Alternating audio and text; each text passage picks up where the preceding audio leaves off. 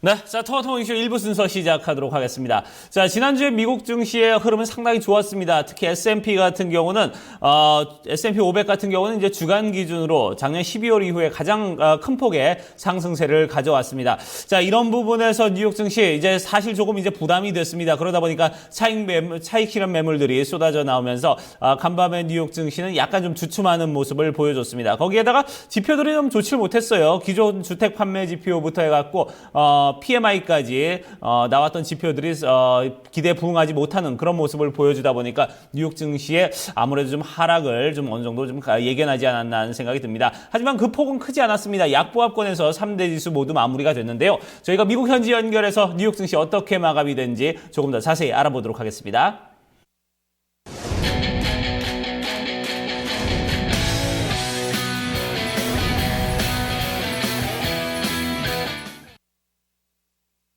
네, 뉴욕 증시 마감 상황 살펴보는 김선영의 In USA SH 인베스트먼트 김선영 연구원과 미국 현지 연결해서 얘기를 들어보도록 하겠습니다. 연구원님 안녕하십니까? 예, 안녕하십니까. 김선영입니다. 네, 자 지금 3대 지수 약보합권에서 마무리가 됐다는 소식이 전해 들려지고 있습니다. 아무래도 좀 지수가 지난주에 많이 올랐던 게 좀 부담이 됐던 모양입니다.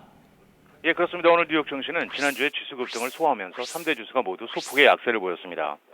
지난 한 주간 S&P 500 지수가 3.3%가 상승해 작년 12월 이후 주간 기준으로 최대 상승폭을 기록했던 데 따른 차익 실현 매물이 장중 꾸준히 유입됐던 가운데 미국 최대 명절인 추수감사절을 맞아 개시되는 연말 쇼핑 시즌에 대한 기대감이 최근 부진한 모습을 보였던 소매 업종을 끌어올리면서 오늘 증시를 지탱한 하루였습니다. 개장 초 하락세를 보였던 WTI 국제 원유 가격이 오후 들어 소폭이나마 반등한 것이 에너지 업종을 끌어올렸는데요. 최대 산유국 사우디아라비아가 원유 가격 안정을 위해 주변 산유국들과 논의를 가질 준비가 됐다고 밝힌 것이 원인으로 분석이 되는 가운데, 하지만 많은 전문가들은 12월부터 본격적으로 이란이 원유 생산량을 늘릴 것이기 때문에 공급 과잉 상태가 내년까지는 적어도 이어질 것이라고 예상하는 모습입니다. 한편 파이저의 1,600억 달러 규모의 알러겐 인수 제한 소식이라는 M&A 소식에도 불구하고 미 관계당국이 이들의 합병을 거부할 가능성이 높다는 분석이 제기되면서 양사의 주가가 3% 가까이 하락했고, 부동산 중개인 협회의 지난 10월 기존 주택 판매가 전달보다 3.4%가 줄어든 536만 건을 기록해 예상치였던 540만 건에 다소 미치지 못한 것이 오늘 증시의 또 다른 부담이었습니다. 업종별로는 소매, 에너지, 바이오, 어페럴, 외식업, 카지노 등이 상승했던 반면 운송, 반도체, 항공사, 금융, 비디오 게임, 태양광 등은 하락했으며 오늘 10년 만기 국채금리는 지난주 대비 하락한 2.25%였습니다. 네, 자, 이렇게 증시 마감 상황 저희가 살펴봤습니다. 자, 이제 중국 증시 이슈와 특징 종목들도 좀 살펴보도록 하겠습니다. 내년부터 중국 기업들 IPO 절차가 상당히 간소화된다면서요? 예, 그렇습니다. 내년 3월부터 중국 기업들의 기업 공개, 즉 IPO 절차가 간소화되면서 상장 문턱이 낮아질 전망입니다. 중국의 증권감독관리위원회 증감위는 내년 3월부터 A증시에 주식 발행 등록제가 도입될 것이라고 밝혔는데요. 주식 발행 등록제란 기업이 IPO를 할 때 증감회가 상장 대상 기업을 엄격하게 심사하는 증권과는 달리 상장 신청 기업의 서류 구비 요건 충족 여부만 확인하는 제도를 말하는데요.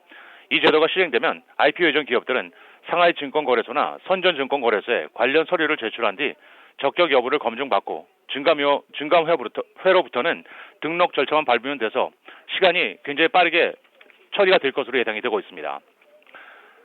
주요 종목들입니다. 대형 헤지펀드인 엘리엇 매니지먼트가 6.4% 지분 보유를 공시했다는 소식에 미국 최대 알루미늄 업체 알코아가 4.5% 상승했습니다.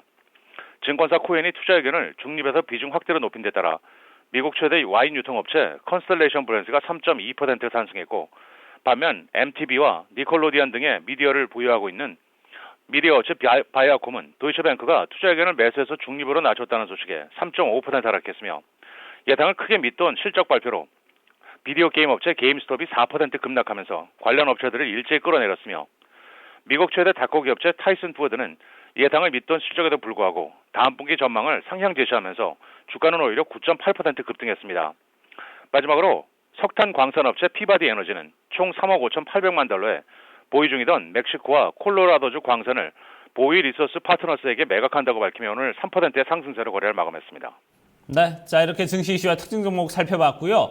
자 이제 저희가 경제 지표와 일정들도 좀 체크를 해보도록 하겠습니다. 자 12월에 미국의 제조업 PMI가 나왔습니다. 예상보다 훨씬 못 미치는 모습을 보여줬네요.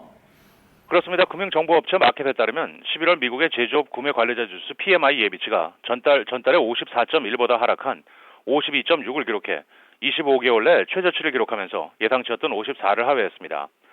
종목별로는 생산지수가 54.6을 기록하면서 10월에 55.6에서 둔화됐고 고용지수는 53.2에서 51.9로 신규 주문 지수는 53.1에서 55.6으로 각각 감소한 가운데 지수를 구성하는 5개 항목 중 일제히 모두 하락한 것으로 집계가 되고 있습니다.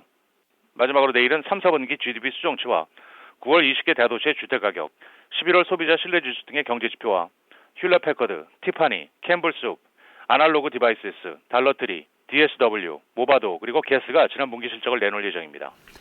네, 알겠습니다. 오늘도 좋은 말씀 고맙습니다. 예, 고맙습니다. 네. 자, 저희가 이렇게 해서 미국 현지 연결해서 뉴욕 증시 마감 상황 좀 체크를 해봤습니다. 3대 지수 약보합권에 마무리가 좀 된 상황이고요. 지수별 흐름도 좀 어떻게 흘러갔는지 어느 정도 좀 얘기를 들었습니다. 자, 그럼 조금 더 자세히 알아보도록 하겠습니다. 지수별 흐름 조금 더 자세히 알아보도록 하고요. 또 지수에 영향을 미쳤던 외신 소식도 함께 체크를 해보도록 하겠습니다.